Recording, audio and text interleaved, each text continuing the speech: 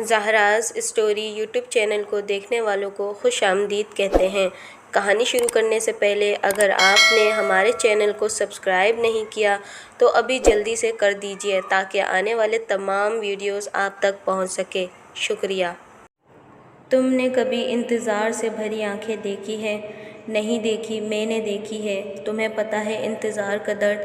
آج میں نے جس شخص کو دیکھا وہ ایک 45 سال کا مرد ہے جس کا تعلق نوشہرہ سے ہے اور اس نے جاب کے سلسلے میں پاکستان کو چھوڑا۔ اس نے اپنے جوانی کے حسین دن مختلف ملکوں میں گزار کر آخر ایک فلپائن عورت سے شادی کر لی۔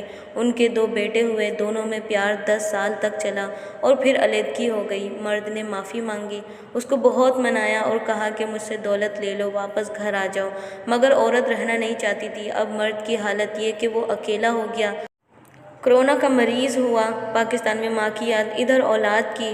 اس کے پاس سب کچھ ہے، دولت، پیسہ، لیکن سکون نہیں۔ عورت کو مرد کا اونچی آواز میں بولنا ناپسند ہے۔ وہ پاکستانی پٹھان ہے، اگر پاکستان کی کوئی عورت ہوتی یا اس کے اپنے خاندان کی ہوتی تو وہ برداشت کرتی۔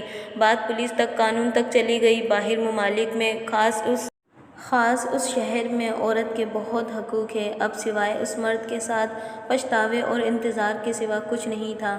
یہ ستم ہی کہتے ہیں۔ میاں بیوی ایک گاڑی کے 2 پہیے ہیں، اس لیے یہ بات ہمیں نہیں بھولنی چاہیے کہ پہیے دونوں ایک ہی کمپنی یعنی ایک ہی طرح کے ہونے چاہیے۔ سوچ سمجھ کر اپنی زندگی کے فیصلے کرنے چاہیے۔